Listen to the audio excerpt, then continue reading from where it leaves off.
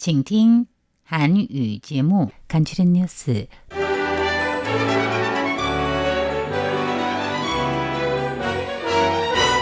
(4월 7일) 화요일 간추린 뉴스 헤드라인입니다. 언론 자유의 날을 맞아서 라이칭더 총통은 민주주의는 타이완의 유일한 생존의 길이라며 주권을 확보해야 진정한 평화를 누릴 수 있다고 말했습니다. 세계동물보건기구는 어제 타이완의 아프리카 돼지열병 비발생국 지위를 공식 승인했습니다. 이에 따라서 타이완은 아시아에서는 유일하게 구제역 돼지열병, 아프리카 돼지열병 등 3대 돼지 질병 비발생국 지위를 회복하게 됐습니다. 중화민국 제1야당 당대표가 중국을 방문했습니다. 이에 행정원장은 베이핑 모델은 국가적 참패를 초래했던 사례로 우리는 결코 받아들이지 않을 것이라고 강조했습니다.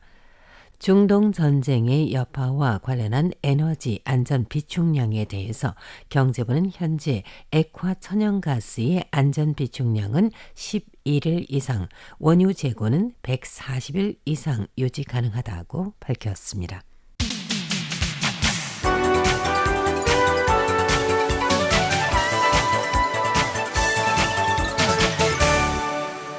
간추린 뉴스입니다. 4월 7일 언론 자유의 날이자 정난롱 서거 37주기를 맞아서 라칭더 중화민국 총통은 이날 기념묘원을 찾아 추모식에 참석하고 민주주의의 중요성을 강조했습니다. 라이 총통은 추모사에서 민주주의는 타이완의 유일한 생존의 길이라며 오늘날의 민주성과는 독재자의 시해가 아닌 민주화 운동 선배들의 희생과 헌신의 결과라고 밝혔습니다. 이어 어떤 위협 속에서도 민주주의의 길을 되돌려서는 안 된다고 강조했습니다. 그는 1989년 4월 7일 정난롱의 희생 이후 사회 각계의 각성과 민주개혁이 이어졌으며 이후 총통 직선제 도입과 정권 교체를 거쳐 현재 타이완은 아시아 민주주의 모범으로 자리 잡았다고 평가했습니다. 그러면서 라이 총통은 그러나 현재 우리는 중국의 압박과 위협이라는 새로운 도전에 직면해 있다고 지적하며 평화는 중요하지만 환상이 아닌 현실적 기반 위에 있어야 하고 평화는 독재자의 시해로 얻어지는 것이 아니라 실력을 통해서 확보해야 한다고 밝혔습니다. 또한 평화는 단순히 전쟁이 없는 상태가 아니라 주권을 보장하고 민주적 생활체제를 유지하는 것까지 포함돼야 한다고 강조했습니다. 세계동물보건기구가 4월 6일 중화민국 타이완의 아프리카 돼지열병 비발생국 지위를 공식 승인했습니다.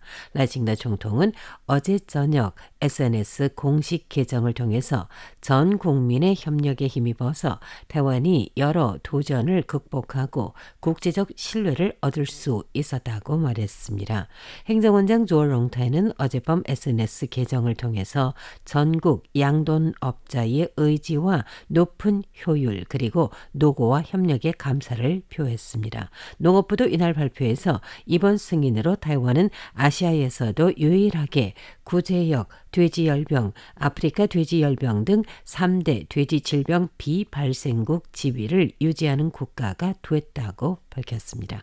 라이 총통은 감시부터 대응, 국경 관리에서 산업 현장까지 국제 기준에 부합하는 방역 체계를 구축해 왔다며 양돈 농가와 방역 인력 전문가들의 노고에 감사를 표하고 국민들의 출입국 시 협조와 방역에 대한 이해 역시 중요한 역할을 했다고 강조했습니다.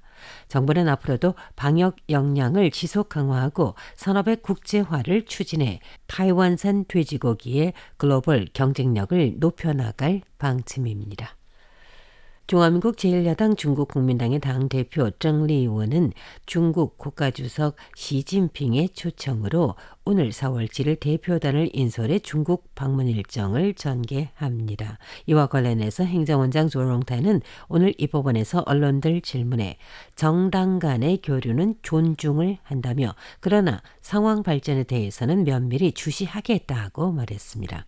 그는 과거 국공내전 사례를 언급하며 이른바 베이핑, 즉 베이징의 이전 명칭을 딴 베이핑 모델은 항복과 저항하지 않으며 또한 마땅히 해야 할 일을 안 하는 등의 방식으로서 궁극적으로 국가적 참패를 초래했던 역사적 사실이라고 지적하고, 따라서 타이완은 이러한 무저항, 무행동 방식을 결코 받아들이지 않을 것이라고 강조했습니다. 한편 양안사무주무기관 대륙위원회 위원장 최우최정은 양안 교류는 대등과 존엄 원칙 아래서 이루어져야 한다며 주권을 훼손하는 행위에는 반대 입장을 분명히 했습니다. 그는 중국을 방문한 국민당 당대표 정리원에게 중국 측에 타이완의 주류 민의를 전달하고 군사적 압박 중단을 요구해야 한다고 촉구했습니다. 또한 정치적 합의나 협정 체결은 정부 권한에 속하는 만큼 비공식 방문에서 이를 진행해서는 안 된다고 경고했습니다.